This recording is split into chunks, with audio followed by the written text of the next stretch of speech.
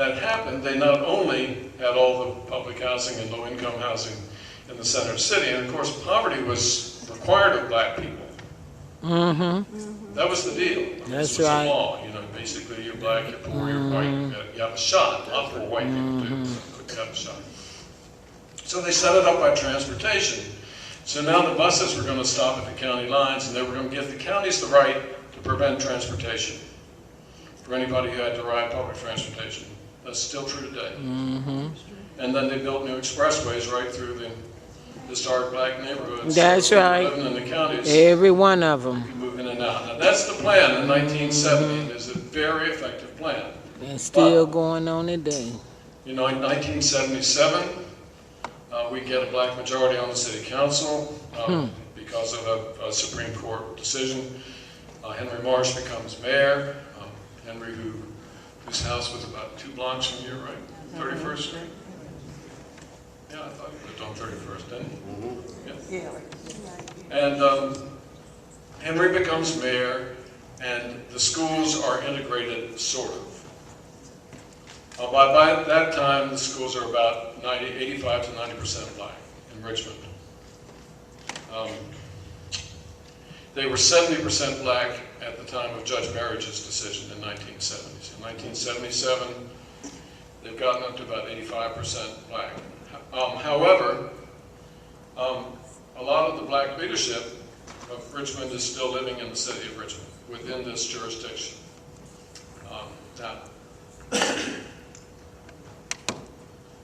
And a lot of money goes into the public schools and a lot of care.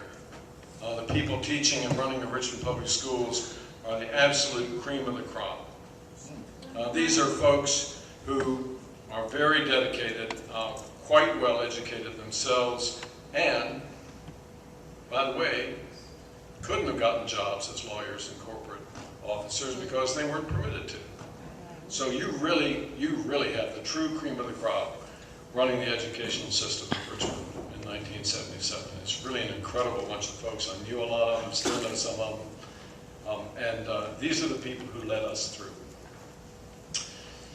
All right, so now we're going to move forward. We've got open housing. We begin to get new subdivisions built, and we get not just white flight, but black flight. See, I'm telling you the way I see it, because this is what I'm dealing with, we're dealing with. And what happens is, the black middle class largely leaves the city of Richmond. The first time I saw this was when my child was in Henderson Middle School. All 4 of my kids went through Richmond Public Schools all the way. I was PTA president in 2 different schools, and I'm married to a 3rd grade teacher who's still pretty active, so I see a lot of it. You know, my pillow talk is Richmond Public School. So we begin to get a real change in the demographics. Now we have white flight and black flight. So now, our schools, 90% of our schools today in Richmond are 90% free and reduced lunch. 90% of our schools are 90% free and reduced lunch. Now, there's nothing wrong with somebody who's on free and reduced lunch. You're just poorer. But in fact, if you want an education indication of what's necessary, the poverty is one of the quickest ways to tell the reading level of the parents, and therefore the work that needs to be done with the child. It's just as simple as that. It also is a good indicator of some of the emotional stress. That's a right. higher percentage of emotional stress that may be going on. Is anybody here a teacher? Used to. Okay. So this is no secret. This is what we all deal with, but we won't talk about it. So today's Armstrong Kennedy. Today's Armstrong Kennedy is not the Armstrong Kennedy of 30 years ago. And a whole lot, you know, this city, this metro city is full of the graduates of Armstrong and Kennedy. How many of y'all are graduates of Armstrong and Kennedy? Thank you very much. All right, Maggie Walker, just for the heck of it. Thank you. I had 2 kids go to Maggie Walker too, but it was a government school at that point. So a lot of the folks who graduated from Armstrong and Kennedy, and we have some really, you know, powerful folks throughout our community, really don't have a clue what's there today, what has to be worked with. I deal with 36 Armstrong kids a year, and many of them are the most mature person in their household. A whole lot of them are raising brothers and sisters. There is not, the number of IEPs exceeds 50% of the population, but the staffing is no better than any other high school. So you go to Deep Run, you get the same staffing that you do at Armstrong. And then they tell us that we're a failed school because when we're dealing with the kids who have the biggest need in the entire metropolitan area, we can't get the same graduation rate as a school. That's right. As a school that has the children of PhDs. That's right. Them at the breakfast. That's good. That's right. So they changed the language during this period of time. Now, in 1970, and I've read this stuff, and if I had extra time, I'd do the studies on it. In 1970, before the schools of Richmond were integrated, I'm just talking about a little bit of integration we had, I'm not counting. I'm talking about when we did the crosstown busing. Before that, the Times-Dispatch used to run articles about not wanting to integrate the schools because of the poor quality of black education. That was the word. After the schools were integrated, they changed the editorials and said, all the schools have poor quality. Now, quality becomes a code word. I need you to listen to that. Quality is the key code word. Every week for 40 years in an editorial in the Times-Dispatch and News Leader, they used words like that to describe who we are and what we're doing here. Never, until actually 2 weeks ago, anything that suggested any comprehension of who we are, what we're doing, what the struggle is, always abuse. That is the way Richmond lived for 40 years in terms of public education. Now that had a bad side to it on the other side. What that meant was that the folks who were running the Richmond public schools, and I dare say, I know as many of them as anybody in this room, the folks that were running the public schools made sure that they never let on anything that was wrong. That's right. Kept it How are you going to do something covered better up. if you never That's let on? right. That's right. You can't do it. But you see that defensiveness that builds up in the context of oppression. Self-protection, anytime the governor or the General Assembly says, we're going to make you do more with less, you say, yes, sir, I sure am, because I'm as good as anybody else. Maybe that was a good thing to learn some other time, but that really wasn't a very good thing to learn right then. The good thing to learn was, how you expect me to do what you want to do with less. Perform miracles. That's right. But people wouldn't say that. Instead, they hid, became defensive, worked their hearts out. Worked their hearts out. With an increasingly difficult situation. The metropolitan city of Richmond, between 1970 and 2010, doubled, but all the economic benefit went outside the city limits. Right. The General Assembly, by boxing in the city of Richmond as an independent city, it's the only state in the country that has independent cities. That's right. General Assembly left Richmond without the capacity to issue bonds. I want you to hear this, because people don't know what it is our folks are dealing with. When Manny Deese became city manager, they summoned him to Wall Street, as they could only do to the first black city manager in Richmond. And they said, sit down. I want to tell you that you may not issue any bonds except to replace bonds that retire. That you are completely bonded to the limit.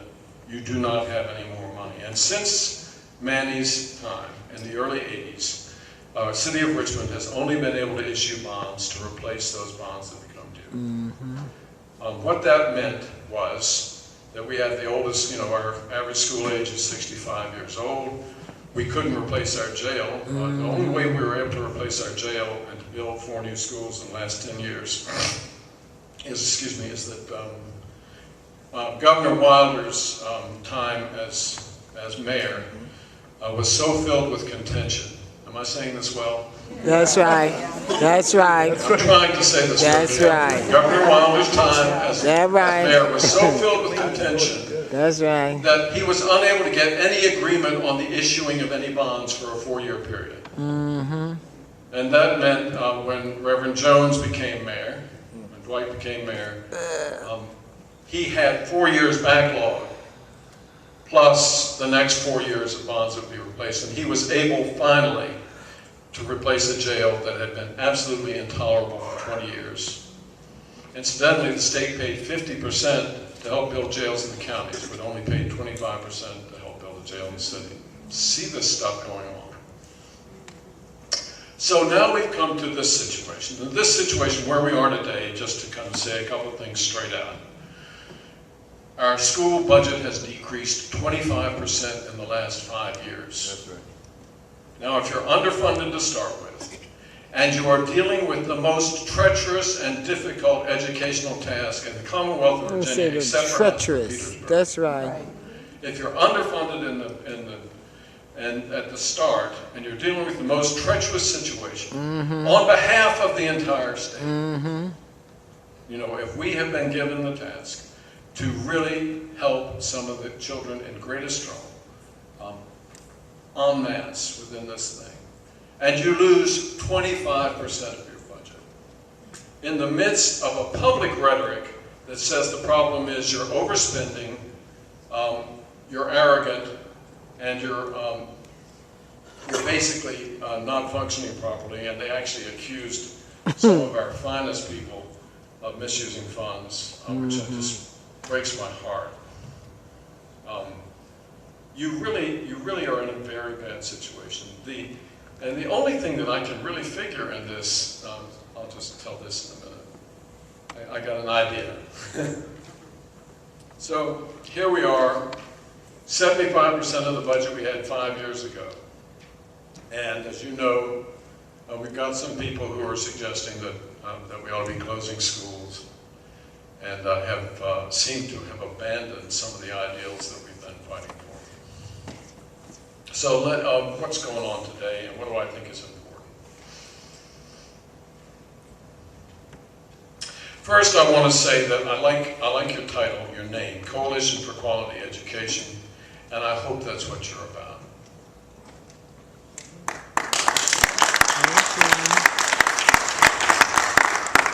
You know, I don't think they should have closed Clark Springs either, and the thing I was angriest about of all, my wife teaches at William Fox Building, but the thing I was angriest about was that we fought so hard to get effective racially and class integrated education in this town, and to blow that opportunity, and to be indifferent at a time when we have a chance to increase it, is just sad.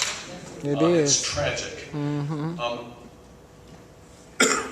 It's hard to know. You never know what people do deliberately and what they do simply because of the fog in their heads. You really never know. You know, it looks like a dog and it walks like a dog. It is a dog. It's a dog. Like a dog. It's a big And dog. I'm not quite sure how the dog got there. It's a big dog. But it has a little bit of dog quality to it. What's going on? So, but all things being equal, folks, our issues are a lot bigger than that. And we have to know that because we're in a situation where there's some folks who virtually would like to abolish the Richmond public school system. Yes, they would. There are some folks around all over this country, and some of them have been in the governor's office and around there for the last 4 years who don't believe in public education. We're looking at profiteering off what remains of our public system. If you don't know about it, you know, I'll be glad to give you a couple books to read about it. It's really pretty serious stuff. So there's some folks around in the wings whose motivations are not very good. That does not mean that the folks who are our colleagues on the school board or within the system are that way at all. It has nothing to do with that. It just means it's a very tragic, scary time. Look at North Carolina, look at Tennessee, look at Michigan, look at Arizona. There are some school systems being abolished today. Look at Philadelphia, DC. look at Chicago, look at DC. Now, a lot of these places, they put in what they call charter schools. Some of them are good charter schools, some of them are profiteering charter schools, but they have basically abandoned the major portion of the public school system. So, you know, they might have a nice little school over here somewhere out on Broad Street, but I'm wondering what's happening to Armstrong and Martin Luther King and George Wythe, John Marshall. Because those are the kids I'm working with, you know, the kids we care about as well. All of our children are important. I know I could talk forever. You all don't need that this late. So, what can we do? First thing we need to do is advocacy. And I'm talking about general advocacy because that isn't being done and hasn't been done on part of our school system. The State Board of Education does no advocacy for the system. All it does is throw further demands at it. It's really hilarious. You know, we're not funding you and we're putting higher demands on you. And in order to fix you, we're going to put higher demands on you. Doesn't make any sense. But the State Board of Education should be talking to the General Assembly about the fact that they pay more money per school-age child for a child in Chesterfield County than they do a child in That's right. There's a formula Been called doing it for years. Composite Index that the General Assembly works by. It purports to be some form of objective index, but in fact, you know, it looks just like the stuff of 100 years ago. You know, more money goes here than here. Nobody's talking about that, but everybody who's in schools knows that. We get less money per school-age child for a child here in Churchill than they do over in Western Henrico or Chesterfield from the state of Virginia. So there's advocacy needed, and people need to go after that. And all of us can agree on that. Whichever slate is on the school board can agree on that. Whoever's in the mayor's office can agree on that. We need to advocate as a city on behalf of our children, not be drawn into fights with one another, which is what so easily happens. We need advocacy in terms, and we really do, in terms of this testing regimen which is put down on our children. You know, there's something that happened here and in New York in this last year.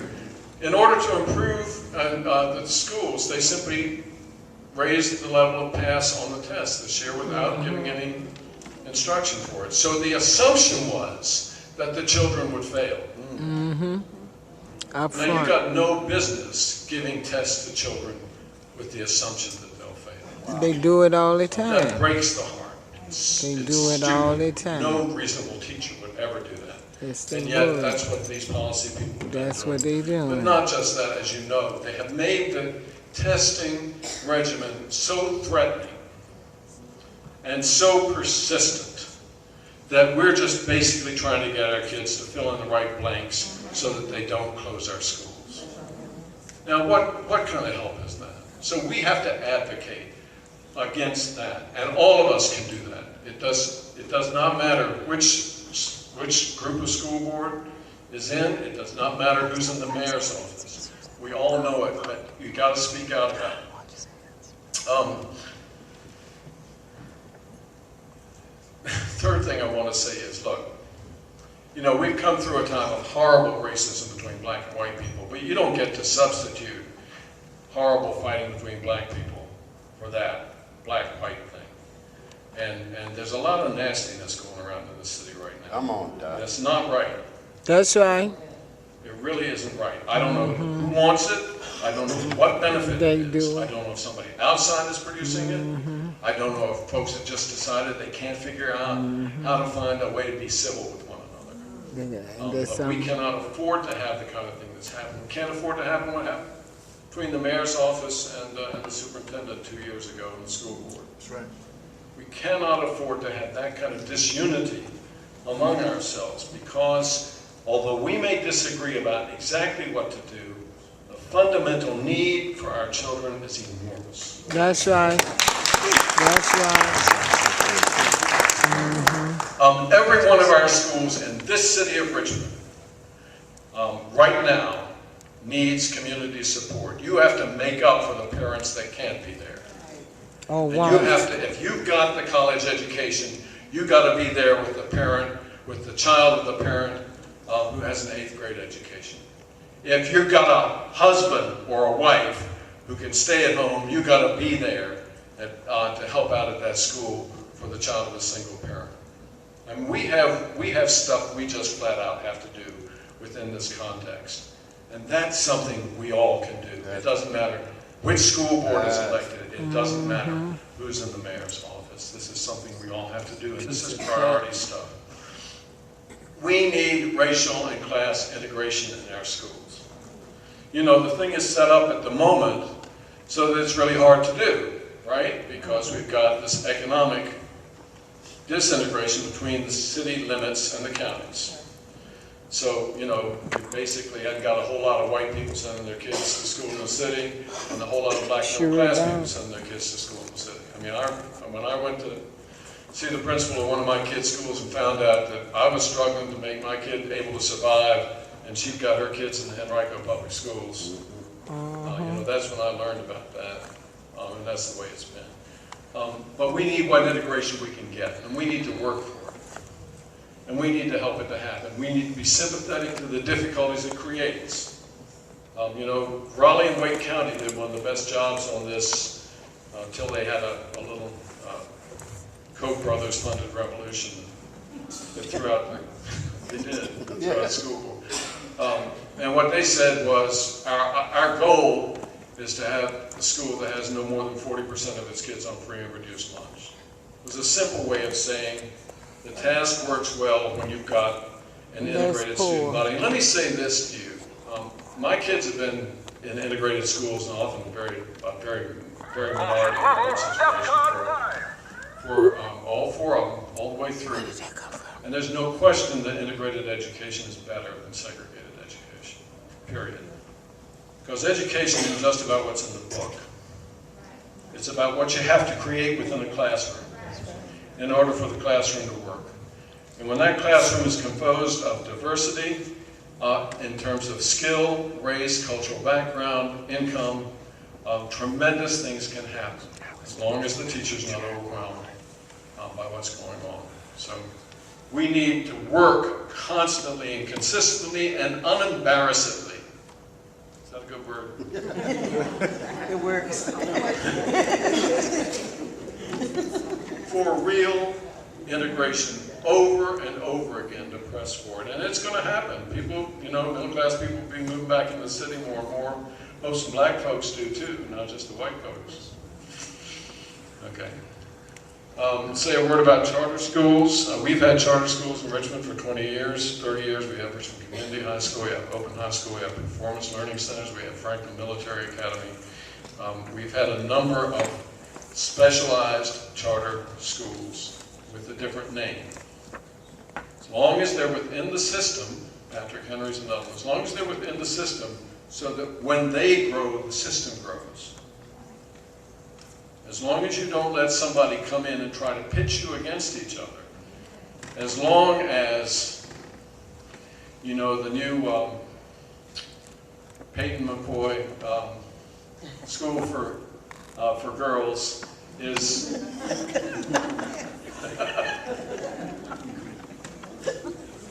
is prospering, and Armstrong is prospering as well. We're okay. See, we can work together. There are things we can do together. But you can't let people pit you against each other. That's right. You know, this is not a chance where we get to throw some of our kids off the cliff and pick up the others. Right. We don't get to do that. That does not mean you don't have special programs, not only for kids who need remediation, but to let kids who can go ahead faster, go ahead faster. You got to do it. You got to do it both ways.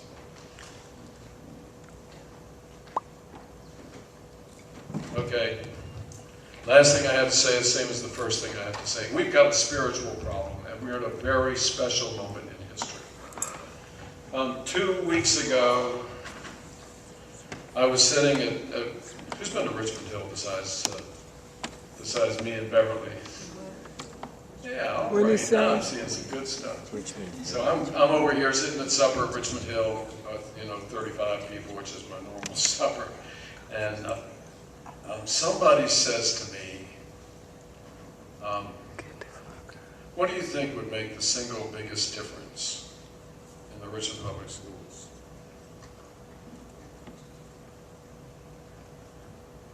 And I said, I don't know why I said this, because if I think about it, I'm not sure it's true, but I said, if the Richmond Times-Dispatch would decide it wanted to support them. Another joke. No, they ain't trying to support nobody. I'm not joking. Man. Because we have a spiritual issue, you see. I mean, it is a spiritual issue. It's not that everything's perfect in the Richmond Public Schools. God knows it isn't. But you don't make it better by dumping on it. You really don't. You don't make the kids better. You don't make the parents better. You don't make the teachers better. You don't make the administrators better. You don't make anybody better. You know, we have the fruit of that kind of abuse. We've been living with it. It's not right. It's the exact opposite of what's right. The next morning, there was the first positive editorial I've ever seen in the Richmond Times-Dispatch about the Richmond Public Schools. Todd Culbertson, who's the president editor, wrote it. It's the first time he ever talked about poverty. It's the first time he ever talked about the particular issues we have to deal with. You know, I didn't fully agree with it, but the spirit of it was right. It was a constructive, I want to be a help type editorial. Now we're at a very critical moment here. We're going to choose a superintendent. You know, God knows what kind of fights we're going to be in over that. But I want you to pray for that. And what I really want you to pray for is somebody who understands that our number one issue here is a spiritual issue.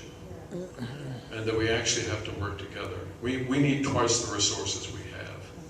Doesn't matter what part of the school political debate you're on, we need twice the resources that we have. Everybody who knows anything knows that. By the way, national best practices are that if you have a school that is 90% free and reduced lunch, it costs 2.2 times as much to provide the level of education you need as it does in a school of normal demographic. 2.2 times as much. We need a level of resources that we do not have, and we need to find the best way we can to support one another in that process. And we cannot afford to have a superintendent or a situation where we are put at odds with one another again. Cannot afford to have a situation where somebody wants to fire our teachers. We cannot afford to have a situation where Michelle Reed comes and wrecks up the Richmond Public Schools like she did in Washington. We can't afford to have innovation and creative thought. Yes. Actually, we need it. Yes. So hear this narrow path and pray to God that He will help us as a community be who we're supposed to be at this time for this right cause, because nothing could be more important.